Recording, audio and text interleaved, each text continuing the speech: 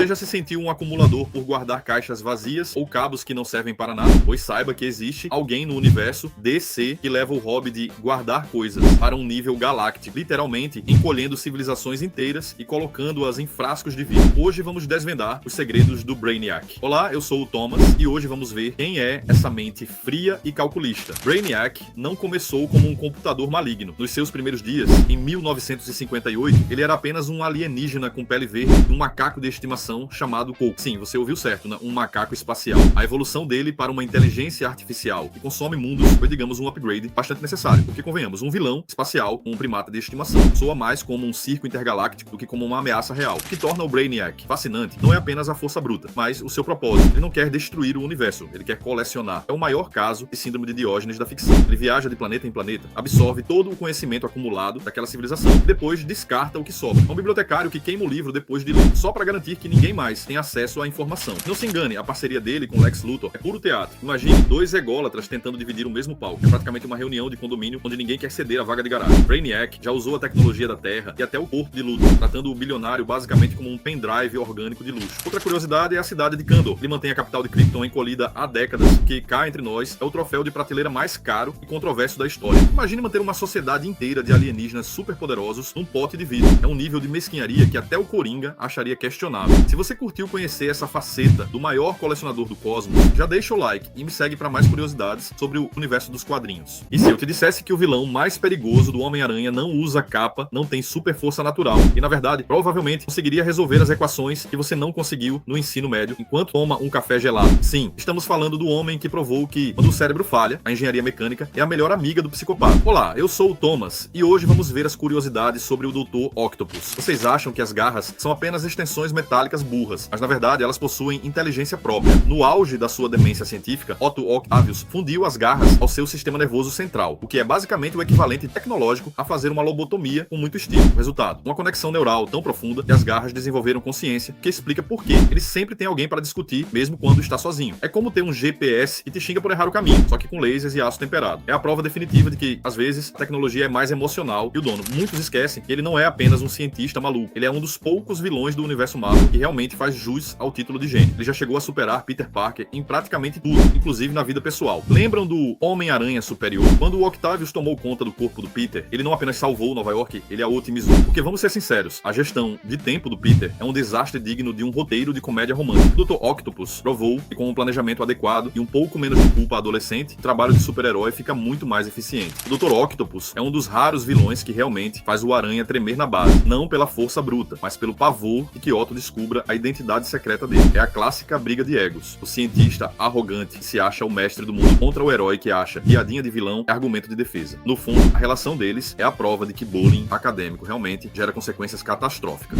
E aí, curtiu conhecer um pouco mais desse gênio do mal? Já deixa o seu like aqui embaixo e me segue para mais curiosidades sobre o mundo dos quadrinhos. Ele jura proteger a paz com unhas e dentes, ou melhor, com toneladas de munição e muito sangue. E acredite, ele não hesitaria em explodir metade do planeta se achasse que isso seria o caminho mais curto para garantir a harmonia mundial. Olá, eu sou o Thomas e hoje vamos ver as facetas mais insanas do pacificador. Christopher Smith não é exatamente o garoto propaganda da paz que o nome sugere. A origem dele é bem curiosa, pois ele nasceu na Charlton Comics, não na DC. A DC comprou a editora nos anos 80 e por um tempo eles ficaram ali, no limbo, esperando o momento certo de serem reciclados, até que finalmente foram integrados ao cânone da DC. Uma curiosidade que poucos sabem é que ele é, essencialmente, o avô espiritual do comediante de Watchmen. O roteirista Alan Moore queria desesperadamente usar o pacificador na história, mas a DC vetou o uso, com medo que a versão sombria do Moore deixasse o personagem quebrado ou inutilizável para o futuro. Ou seja, o comediante só existe como uma alternativa, porque o pacificador foi proibido de ser brutalizado naquela época. E falando de brutalidade, o capacete dele não é apenas um acessório de moda com um visual que beira o ridículo. Nos quadrinhos ele contém um computador avançado que pode projetar hologramas e até, em certas versões, armazenar a consciência do pai dele. Sim, ele conversa com o fantasma mental do próprio pai nazista, o que explica perfeitamente a origem dos traumas que o tornam essa bomba relógio humana. Ele também sofre de um transtorno mental severo que faz com que ele muitas vezes projete nos inimigos que ele mata a imagem das pessoas que ele mais despreza, o que torna a fixação dele por paz um paradoxo psicótico bem interessante de analisar. E claro, a relação dele com a águia, a Eagle, é o único momento de humanidade real que ele exibe, o que é de uma ironia deliciosa, considerando que ele trata seres humanos como descartáveis. Curtiu essa loucura? Então deixa o like agora, me segue para mais curiosidades sobre esse universo caótico. Você já pensou em um sogro que, em vez de pedir dinheiro emprestado, tenta te convencer a assumir uma organização terrorista global e salvar o mundo eliminando a maior parte da população. Conheça Ra's al Ghul, o homem que transformou o conceito de problemas familiares em uma verdadeira arte milenar. Olá, eu sou o Thomas e hoje vamos desvendar os segredos de Ra's al Ghul. O nome Ra's al Ghul significa, em tradução direta do árabe, a cabeça do demônio. Ele não é um vilão qualquer de quadrinhos, mas sim um ecoterrorista de elite com séculos de idade. Ele vive há muito tempo graças aos poços de Lázaro, que garantem a imortalidade, mas como todo tratamento milagroso, cobram um preço alto, já que cada imersão deixa a pessoa um pouco mais insana e instável. É basicamente uma terapia extrema para quem não tem medo de efeitos colaterais. Ele é movido por uma obsessão peculiar por Bruce Wayne. O Ra's não quer apenas derrotar o Batman, ele quer que o Cavaleiro das Trevas seja seu herdeiro, e claro, seu gênio. Ele chama o Bruce e o detetive como um sinal de respeito profundo, reconhecendo que o Batman é a única pessoa no planeta intelectualmente à altura de carregar seu legado. Imagine a pressão de ter que salvar Gotham, evitar que seu sogro destrua a humanidade e ainda ser um marido decente para a Talia. É estresse demais para um homem só. Falando nela, a relação com a Talia al Ghul é uma dinâmica familiar tão complexa que faria qualquer novela mexicana parecer um piquenique de domingo. Ra's frequentemente a vê como uma peça de xadrez em seu império, oscilando entre ser um pai protetor e um líder implacável que não hesita em sacrificar os próprios interesses familiares em nome de uma visão distorcida de purificação da Terra. Por fim, vale lembrar que ele é o responsável por treinar os maiores combatentes do universo DC, inclusive o próprio Batman. Ele entende que, para controlar o mundo, é preciso dominar o corpo e a mente. E ele faz isso com uma elegância que, sejamos honestos, é difícil não admirar, mesmo quando ele está planejando o fim da civilização moderna. Gostou de conhecer o sogrão mais perigoso da história? Deixa o like, me segue para não perder as próximas curiosidades e até a próxima. Se você acha que a sua vida amorosa é complicada, imagine ser uma espiã russa que já teve um caso com o Soldado Invernal, foi casada com o Guardião Vermelho e ainda precisa manter a pose de heroína enquanto trabalha com um deus do trovão e um gigante verde. Hoje vamos descobrir que a Viúva Negra é muito mais do que apenas um uniforme de couro preto e chutes acrobáticos. Olá, eu sou o Thomas e hoje vamos ver curiosidades sobre a espiã mais letal da Marvel. Muita gente acha que a Natasha é só uma humana muito bem treinada, mas a verdade é que ela é quase uma Capitã América soviética. Ela recebeu uma versão russa do soro do super soldado lá na Sala Vermelha, que explica por que ela cai de prédios e continua com o cabelo impecável. Esse soro retardou o envelhecimento dela. A Natasha nasceu na década de 1920, ou seja, ela tem idade para ser sua bisavó, mas com uma flexibilidade que faria qualquer instrutor de yoga chorar no banho. Uma curiosidade que poucos sabem é que a Viúva Negra começou como vilã do Homem de Ferro. Sim, ela apareceu pela primeira vez tentando seduzir e destruir o Tony Stark, o que, convenhamos, não é a tarefa mais difícil do mundo, dado o histórico do Tony. Mas o que realmente impressiona é a sua lista de habilidades. Ela é mestre em hackeamento, interrogatório, fala tantas línguas que provavelmente consegue xingar qualquer um no planeta sem precisar de tradutor. E sobre o nome Viúva Negra, não é só porque ela é perigosa. Na Sala Vermelha, as espiãs eram treinadas para serem literalmente invisíveis e letais, mas a Natasha levou isso a sério demais, sendo uma das poucas que conseguiu desertar da KGB e ainda conseguiu um emprego fixo com plano de saúde dos Vingadores. É como sair de uma máfia e virar o RH de uma multinacional, só que com mais explosões, né? Além disso, dos quadrinhos, ela já foi digna de levantar o martelo do Thor em uma realidade alternativa. Enquanto os outros heróis ficam fazendo fila para tentar mover o Mjolnir, a Natasha simplesmente usou para acabar com uma invasão de robôs gigantes.